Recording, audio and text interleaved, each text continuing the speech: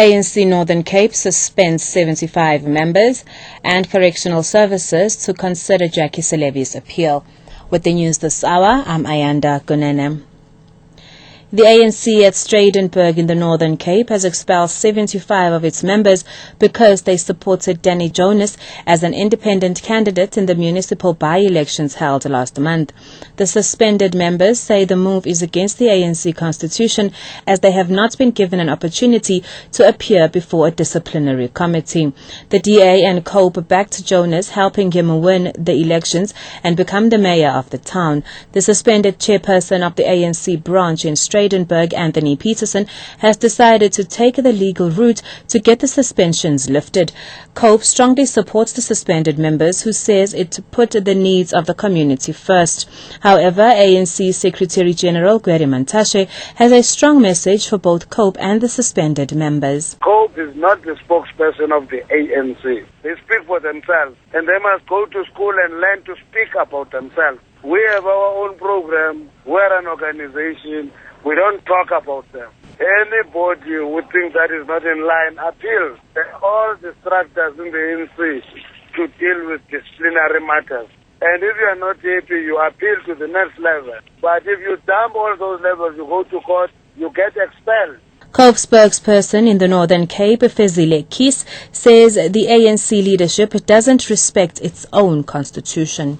COPE is concerned. I think they have distinguished themselves as worthy members of their community. Because at the time when the community cried out for help, they were prepared to go against their political party and thereby demonstrate that the need of the community it supersedes the need of political parties. And if there is any political party that would punish its members because people have went out of their way to support community demands, then that political party is not even worthy. Residents of the Samora Machel and Kosovo informal settlements in Philippi on the Cape Flats have called for the closure of a satellite police station in the area. This follows the death of 31-year-old Zamoxolo Zozo last Sunday. Zozo was allegedly beaten to death by 4 police officers while in custody. He was taken to a local police station after police were called to his house to intervene in a domestic dispute.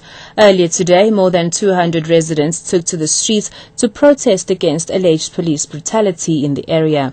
Community leader Xolani Georgia explains. There is another case that happened at Nyanga Cells, whereby the police, they beat one guy, then the police station, and parties died in the hospital.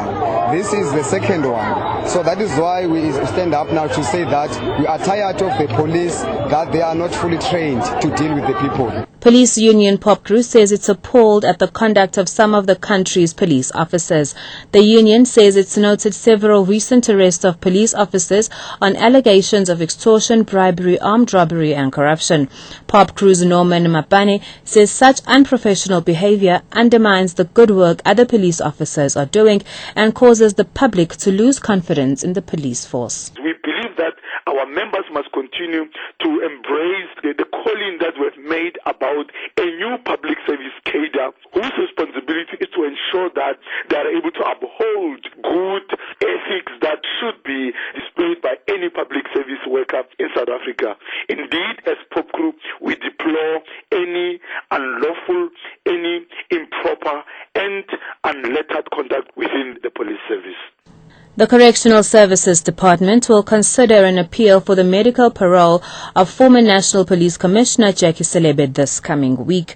The department spokesperson Zakaria Modise says the Director General has been on leave and will only return on Monday, after which they will respond to the request. About 3 weeks ago, a group calling itself the Friends of Jackie Selebi lodged an application with the Office of Correctional Services Minister and the department's National Commissioner for his release on medical parole. Modise says Selebi is still very ill and being treated at the Steve Biko Academic Hospital in Pretoria.